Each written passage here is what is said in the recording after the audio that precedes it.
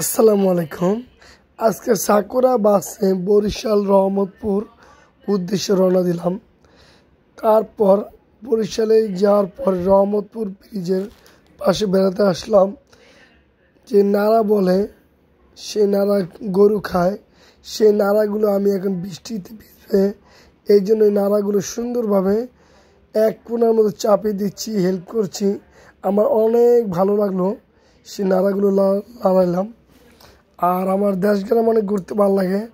আজকে আমি দেশগ্রাম ঘুরে অনেক আমার কাছে নিজের কাছে অনেক আনন্দ লাগলো।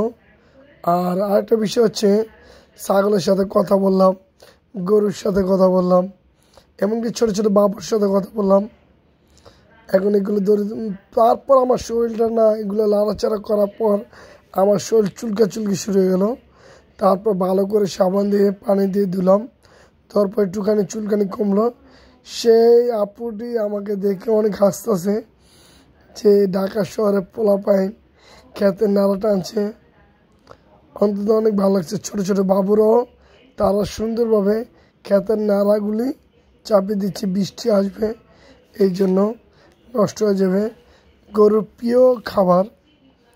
এখন তারা সবাই মিলে একজোট হয়ে এইগুলো সম্পূর্ণ চাপিয়ে দিচ্ছে।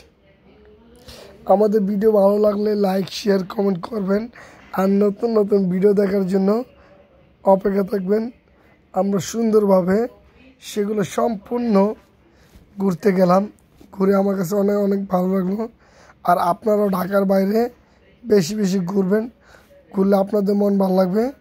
তারপর কতগুলো হাঁস গোসল করতেছে, সেগুলোকে আমরা ভিডিও করলাম। এরপর মাছ ধরতে চাইছিলাম, সময়ের অভাবের কারণে মাছ আর ধরতে পারলাম না। আল্লাহ হাফেজ।